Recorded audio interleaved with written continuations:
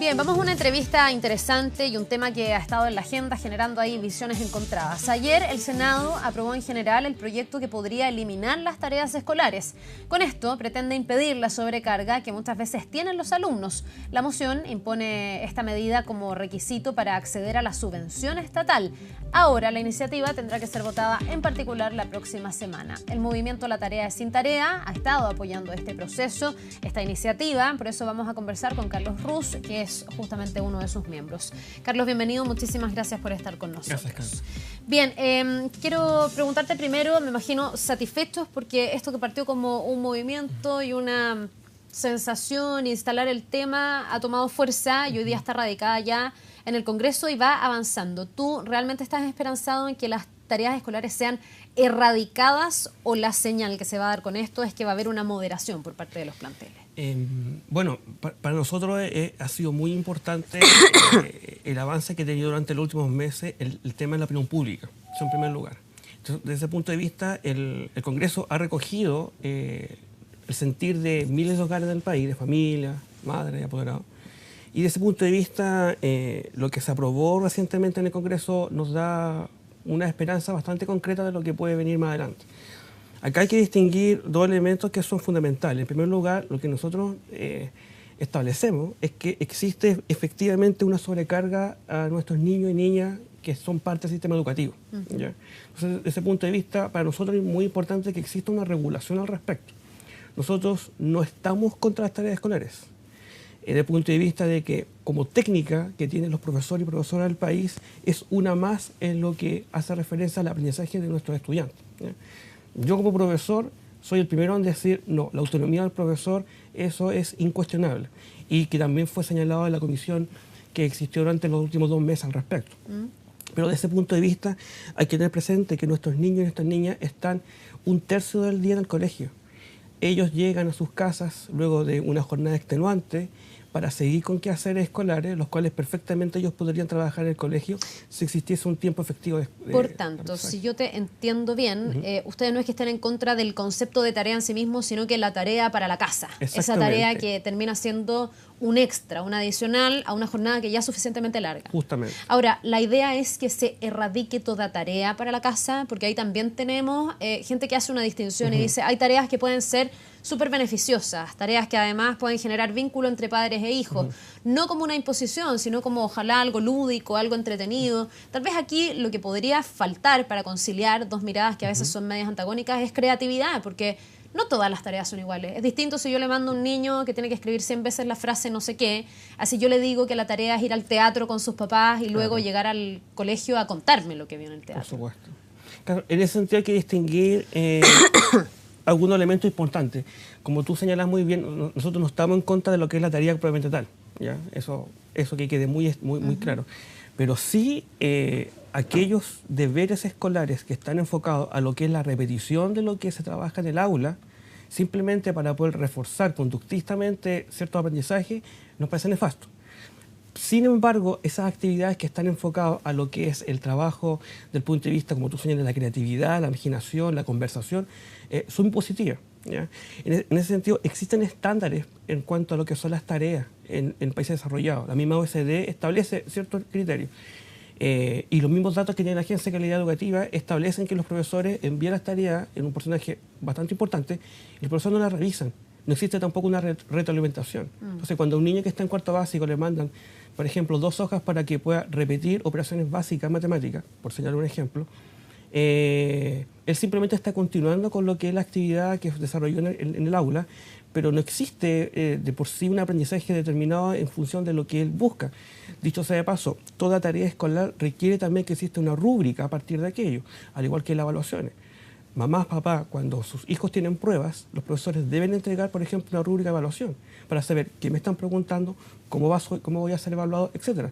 Las tareas escolares también tienen esa dimensión de evaluación y de rúbrica y no existe. Carlos, tú eres profesor y a mí me gustaría llegar al origen de esto. ¿Qué pasa? Porque yo siento que este es un primer tema que a mí en lo personal, y lo he transparentado muchas veces, me da mucha esperanza de que finalmente la discusión derive en algo más profundo, que es cómo es el modelo educativo chileno, porque este es un aspecto, pero que probablemente tiene que ver con las causas que nos han llevado a que los niños estén sobrecargados, con las causas que nos han llevado a que una jornada escolar, que es muy larga, no alcance finalmente para hacer esas operaciones matemáticas básicas dentro de la sala. Claro. ¿Por qué hemos llegado a un sistema donde los niños están 8 horas en el colegio, como un adulto en su trabajo, pero que luego tiene que llegar a la casa a hacer no solo la tarea, también a leerse el libro, a estudiar para la prueba, a preparar la disertación, porque son varias cosas que se conjugan, con además el aditivo de que el papá o la mamá tiene que intentar ponerse a tono con una materia que a veces ni siquiera recuerda.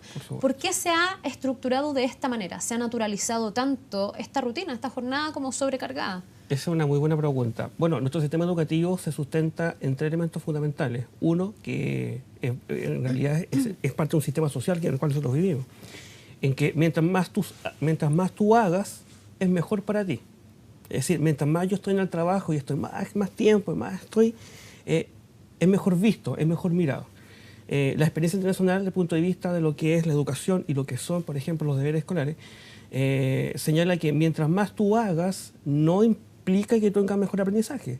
Prueba de ello es que la jornada escolar completa, que tiene aproximadamente 20 años, cuando tú miras los datos de habilidad y competencias de los adultos hoy en día, que fueron parte de lo que es estos 20 años de sistema escolar, la habilidad y competencias que tenemos en aritmética y en comprensión lectora son paupérrimas.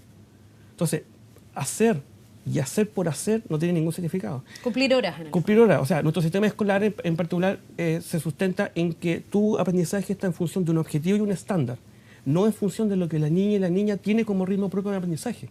Es decir, un niño de primero básico tiene que leer y escribir. Bueno, ¿y por qué? ¿Dónde está el foco en el estudiante, en nuestra infancia, en nuestros niños? Entonces, al igual como decía anteriormente Murillo, tenemos que colocar la educación en el centro de lo que son nuestros niños y niñas. Aquí se tiende a caricaturizar mucho. Yo sigo al movimiento de las tareas sin tareas en Facebook, leo muchas veces las opiniones. Hay muchos papás que ustedes les dicen que en el fondo tampoco se puede criar a niños super light, que no hagan nada y solo pensar en la felicidad, que dónde está el deber, el tener que cumplir con determinadas cosas. Pero yo también me gustaría que habláramos un poco sobre la evidencia internacional que puede haber respecto de este tema, porque a mí me ha tocado hacer reportajes y la verdad es que no hay evidencia hoy día que señale que las tareas sean un aporte o las tareas como tradicionales que conocemos. Las neurociencias además han tendido también a, de alguna manera, comprobar que la sobrecarga no es la vía, que la sobrecarga es la otra, es la creatividad, es la motivación, es el que los niños quieran hacer cosas de manera voluntaria. Y los países más desarrollados, o mejor mirados en términos educativos, Finlandia y otros más, también han optado por esa línea. Finlandia prácticamente no manda tareas y también tiene que ver con la edad de los niños. La ministra del Piano ha dicho que ella no está por erradicar las tareas. Ayer hubo parlamentarios que dijeron, además, o ayer o estos días, que esto de alguna manera es impositivo para el proyecto educativo que tiene cada colegio. ¿Hasta qué punto o dónde dirías tú está la línea para conciliar estas miradas que muchas veces se caricaturizan o se atrincheran? Para llegar a una buena solución. Claro. Que finalmente nuestros niños sean más felices, estén menos sobrecargados y que también aprendan más, porque eso debiese estar dentro de los objetivos. Bueno, respecto a lo que tú señalas en particular, todo aprendizaje necesita como condición básica y esencial la emoción. Y en nuestras aulas eso esa es la no premisa está de las presente. neurociencias. Eso no está presente. Y no está presente porque existen estándares, competencias y ciertos elementos que hay que cumplir, en los cuales el sistema en su conjunto debe velar. Eso como primer elemento. En segundo lugar, respecto a lo que establece la ministra y distintos parlamentarios, aquí hay que tener presente que todo establecimiento tiene un proyecto educativo institucional y tiene de por sí un reglamento de evaluaciones, ¿ya? ¿Es posible conciliar la dimensión de regulación de tareas escolares dentro de estos parámetros? Absolutamente. Y prueba de ello han sido las conclusiones de lo que fue la comisión que se trabajó durante 2 meses hace un par de semanas atrás. ¿Es posible conciliarlo? Claro que es posible. ¿No es arbitrario para que cada colegio pueda decidir su propio proyecto educativo? No es arbitrario desde el punto de vista cuando la comunidad en su conjunto es capaz de decidir autónomamente cuál es el camino que desean establecer. Ya, porque hoy día hay colegios que tienen como gran objetivo, por ejemplo, rendir más en el CIMSE, rendir más en la PSU, que tienen una mirada muy academicista. Claro. y uno podría estar de acuerdo o no, y podría querer o no tener un hijo en ese sistema, pero es legítimo también. Por Entonces, supuesto que es legítimo. ¿no será contrapuesto el decirle, bueno, usted no puede mandar más tareas escolares? Por eso es importante que el lenguaje en el cual seamos capaces de poder establecer la discusión pública sea sumamente pertinente. Y vuelvo a reiterar, en la medida que las comunidades escolares, profesores, estudiantes y las familias sean capaces de establecer consensuadamente cuál es el camino que ellos son capaces de tomar al respecto, es sin duda alguna la forma y la manera en la cual somos capaces de poder respetar la autonomía de establecimiento y a la vez tomar conciencia de lo que existe como realidad palpable. Existen hoy en día, a partir de lo que ha sido el movimiento y el tema que se ha estado trabajando en los últimos meses, diversas comunidades en las cuales efectivamente esto sí se ha hecho y se han llegado a conclusiones, se han llegado a alineamientos generales en los cuales todas las partes del sistema escolar han dicho, perfecto, como comunidad decidimos tomar esta acción. Y desde ese punto de vista es lo que nosotros apuntamos específicamente, que no se excluya a las familias del proceso educativo como existe hoy en día, que existe efectivamente una pugna de poder entre la escuela y la familia, porque las familias son cruciales también para lo que es el aprendizaje de nuestros estudiantes, nuestros niños y niñas. Entonces, en la medida que somos capaces de poder, entre todos, todos juntos, tomar como centro a nuestros niños y nuestras niñas respecto a su educación, respetando lo que es sus derechos fundamentales, respetando también que existen, obviamente, ciertos elementos con los cuales los niños tienen que ir paso a paso desarrollando y ir aprendiendo, por supuesto. Yo creo que desde ese punto de vista todos ganamos como sociedad en su conjunto. ¿Tú crees que esto también debería regir para colegios privados? Porque como todas las discusiones, siento que los colegios privados están quedando al margen y ahí hay un grado de autonomía mayor finalmente para elegir el proyecto educativo. Aquí además esta moción está condicionando el tema de las tareas a acceder a la subvención estatal. Esto es en caso de los colegios públicos, pero ¿qué pasa en caso de los colegios privados? Sí, porque aquí también nuevamente tendríamos una desigualdad entre público y privado. O sea, una desigualdad mayor de la que existe actualmente. La idea es que esta regulación, por supuesto, sea capaz de abarcar a todo el sistema escolar, ¿ya? Porque existen elementos que son transversales. Los derechos de nuestros niños es independiente del grupo socioeconómico. Por ejemplo, la ley de inclusión rige para todos los establecimientos educacionales. Entonces, ahí hay un precedente de un elemento que es transversal como política educativa en ese aspecto.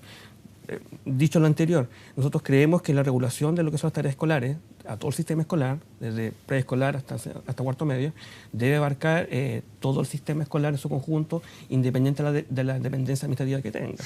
¿Y ustedes ven cierta gradualidad en aplicar una norma como esta? Lo pregunto porque también pasa en países desarrollados como Finlandia, que a lo mejor los niños más pequeñitos no llevan tareas, pero ya desde un curso en adelante, no sé si es sexto, octavo, empiezan a llevar tareas que son máximo 1, 2 horas al día y que generalmente tiene que ver con completar proyectos que ellos han iniciado en el colegio y que generalmente los niños hacen con un gusto mayor porque se emocionan y pasan todas estas cosas que deberían pasar dentro de la sala.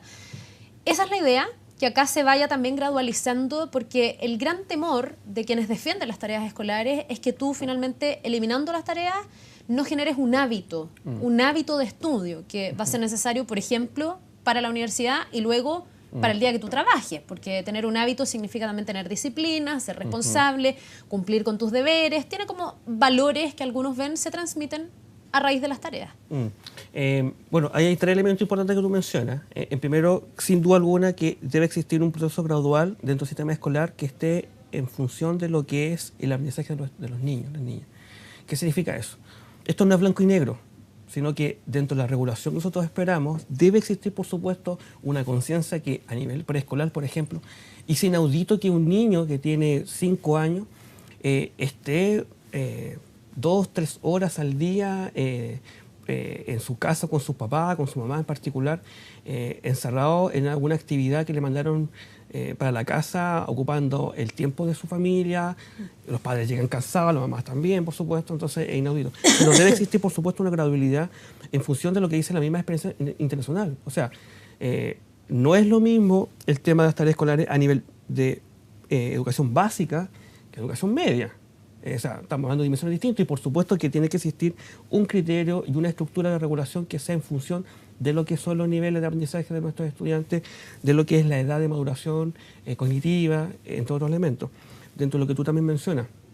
Es sumamente importante que la opinión pública tenga sumamente claro que las tareas escolares, por ejemplo, no buscan, desde el punto de vista pedagógico, no buscan ni generar lazos con lo que son los padres, no cumple ese rol pedagógico, ni tampoco cumple como rol establecer hábitos.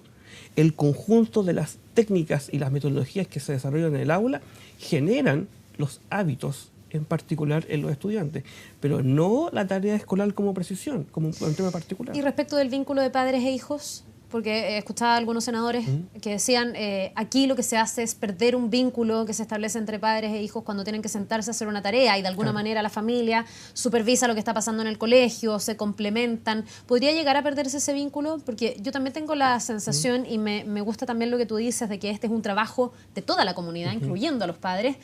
Tengo la sensación de que el eliminar las tareas también significa un compromiso mayor de las familias. De alguna manera complementar no la materia específica de lo que el niño está pasando en el colegio, pero sí que en esos espacios libres, donde haya tiempo para el ocio, porque el ocio por supuesto que es bueno para los niños, pero también en algunos espacios se puedan generar contenidos y aprendizajes que no sea estar jugando con el iPad o viendo tele todo el día, que es una realidad también de nuestros niños.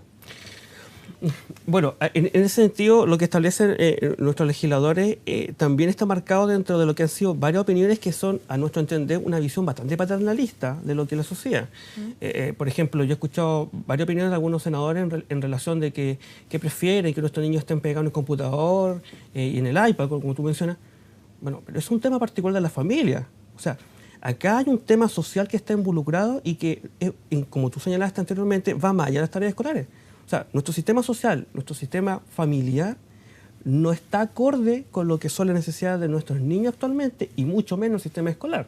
O sea, cuando uno ve las curvas, por ejemplo, de participación de los padres, es muy distinto una madre que un padre desde preescolar hasta cuarto medio. O sea, desde primero básico en adelante prácticamente los padres desaparecen. En cambio, las madres están firmes ahí presentes. No existe una respuesta al sistema educativo desde el punto de vista de lo que es el involucramiento de la familia en el proceso educativo. Es decir, está tan presente ese distanciamiento que a la hora en que los padres quieren ser partícipes propositivamente, no del punto de vista blanco-negro, del punto de vista de lo que es la eliminación o el concepto anti. No, regulemos en función de nuestros niños, pero nosotros como padres somos partícipes y queremos ser partícipes de esto, pero denos las herramientas para eso. O sea, muchas veces me ha tocado escuchar y se le acercaba a mi papá, a mamá, y me dicen, Carlos, ¿cómo puedo yo ayudar a mi hijo o mi hija en su educación? ¿Qué puedo hacer yo? Tiene todo.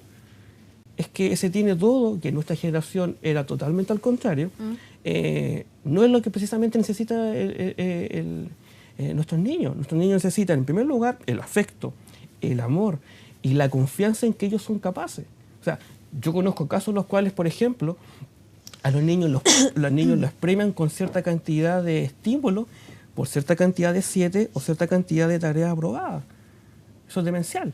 Entonces, aquí hay un tema social que, sin duda alguna, como educación, debemos hacernos cargo en virtud, en primer lugar, y lo más fundamental, nuestros niños del país. Bueno, creo yo que es el gran aporte de la discusión, más allá de cómo quede la ley, el discutir no solo qué pasa con las tareas, sino las tareas dentro de un marco más general, que es nuestro modelo educativo, que de alguna manera se ha ido centrando mucho más en la nota que en otras cosas, mucho más en el CIMSE, mucho más en la PSU, que en otras cosas que desde la experiencia empírica, digamos, desde las investigaciones son más relevantes, como la emoción, la creatividad, el juego, lo lúdico y tantas otras cosas que nos daría para un programa entero. Carlos, muchísimas gracias y feliz día, porque además sé que el domingo es el Día del Profesor, pero hoy día lo están celebrando en la gran mayoría.